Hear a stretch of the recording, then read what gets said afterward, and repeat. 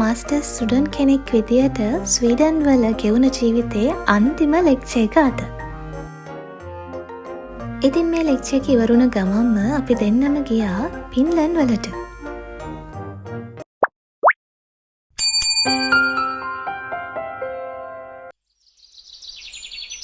ඉතින් මේ අවුරුදු 2කට ආසන්න කාලයේ මං හැම ඍතුවකම වගේ යුනිවර්සිටි එකට ගිහින් තියෙනවා. සමහර දවසට උදේට හිම වැටෙද්දි, සමහර දවසට හොඳටම වහෙද්දි, සමහර දවසට ලස්සනට ඉර පායලා තියෙද්දි යුනිවර්සිටි කියපු දවස් මට මතක් වුණා.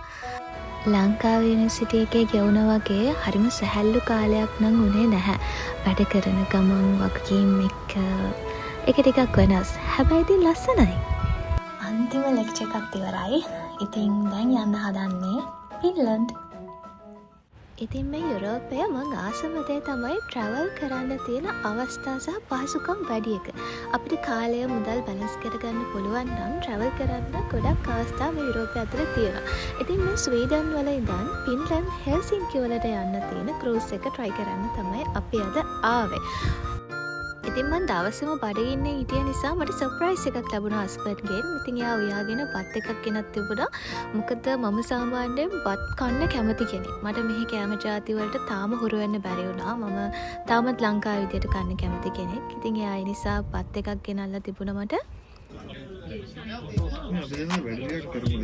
ඉතින් මෙහි ස්වීඩන් වල ක්‍රූස් එකක යනවා කියන එක හරිම සාමාන්‍ය දෙයක්. ඒ කියන්නේ මෙයාලා ගොඩක් ට්‍රැවල් වලට ප්‍රොමෝට් කරන එකක් තමයි මේ ක්‍රූස් එක කියන්නේ. ඉතින් අපිටත් හරිම ආසාවක් තිබ්බ ක්‍රූස් එකක ට්‍රැවල් කරන්න.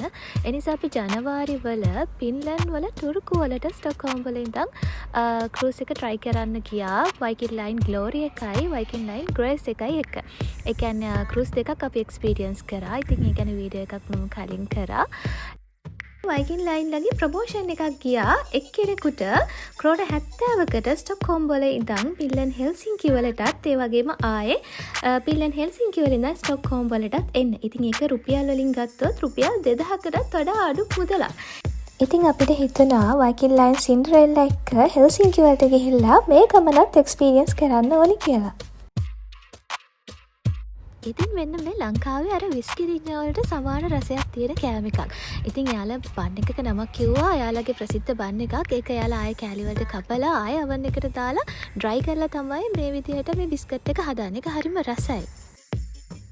ඉතින් ඔයාලත් මේ වගේ හිතන ගමන් ප්ලෑන් කරන්නේ නැතුව ට්‍රිප් ගිහිල්ලා තියනවද?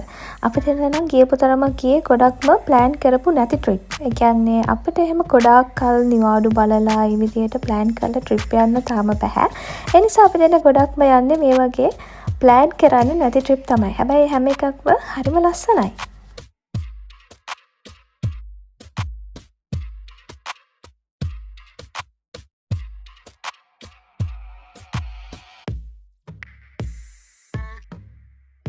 එයා හරි සින්දු යත්ත කෙනෙක් වගේ. ඉතින් මම ඇත්ත කට්ටිය අල්ලලා නැහැ. එනේ දැන් යන්නේ යාලා සින්දුද කියලා. මෙයා සින්දුයි.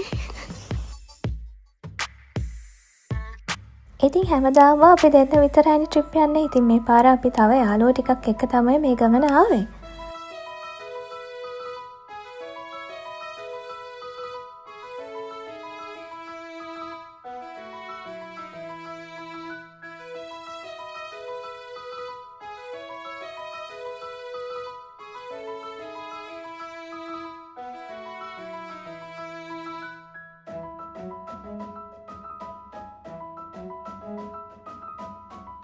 හෙල්සින්කි වල නගර මැද්දේ තිබුණා පුංචි කඩපේලි ටිකක්. හරියට ඒක පුංචි පොලක් වගේ තමයි අපිට පෙනුනේ. ඉතින් මෙතන තිබුණා චූරි තේ කඩයක්. තේ කඩයක් නෙමෙයි, ඒක කොෆි කඩයක්. ඉතින් මේ හුඟක් සිටිස් වල මේ ෆෙරිස් වීල් බලා ගන්න පුළුවන්. ඉතින් මට මේක දැක්කම මතක් වෙන්නේ ලංකාවේ අපි පුංචි කාලේ ගියපු කතරොන්චෙල්ලාව. මේකත් ඒකම තමයි. ඉතින් අපි ඊට පස්සේ ආයෙම ආව ක්‍රූස් එකට. මොකද අපි ආයෙම ස්ටොක්හෝම් යන්න ඕනනේ. ඉතින් අපි දෙන්න ඩියුටි ෆ්‍රී එක පැත්තේ ආවා. මාන්නේ වෙළඳපොළ මිලට වඩා ඩියුටි ෆ්‍රී එකේ මිල ගණන් පොඩ්ඩක් අඩුයි.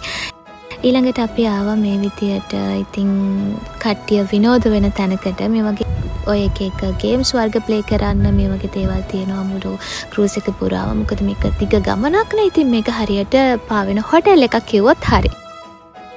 ඉතින් මේ තියෙන පහවදා උදේ අපි දෙන්න පාන්දරම ආවා එළියට. අපි දෙන්නට සන්රයිස් එක බලන්න ඕනුණා. මේ ඇත්තටම උදේ 5:00 කිට්ටුව වගේ. ඉතින් එතකොටත් ඉර පාලා ඉවරයි.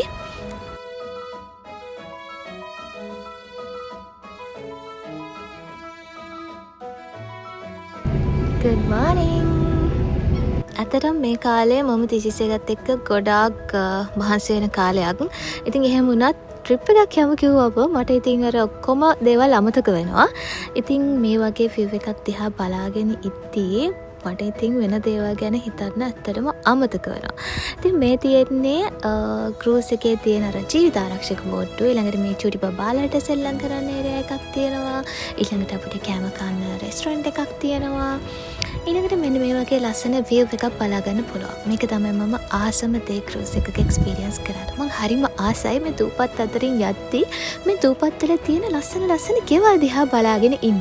ඉතින් ඒ ගෙවල් වල ඉන්න අය කොච්චර වාසනාවන්තයිද කියලා මට හිතෙනවා. මොකද යාලට ඉර පායන හැටි බලන්න පුළුවන්, ඉර පහින හැටි බලන්න පුළුවන්. ඉතින් ඔන්න අපි ස්ටොක්හෝම් වලට ආවා. මේ හැම කන්ටේනර් එකක්ම යන්නේ මෙන්න මේ ක්‍රූස් එකේ ඉඳලා. ඉතින් මේ වගේ වාහන ගොඩාක් මේ ක්‍රූස් එකේ එනවා. මගේ ප්‍රවාහනයට අමතරව වාහනත් ප්‍රවාහනය කරනවා. ඉතින් මේ ඉන්නේ අපි කට්ටිය බස් එක එනකන් ගෙදර යන්න. ඉතින් එහෙනම් මම ගිහින් එන්නම්. ආයෙත් දවසක එනකම් ඔයාව සතුටින් තියන්න. ඔයා මතක තියාගන්න.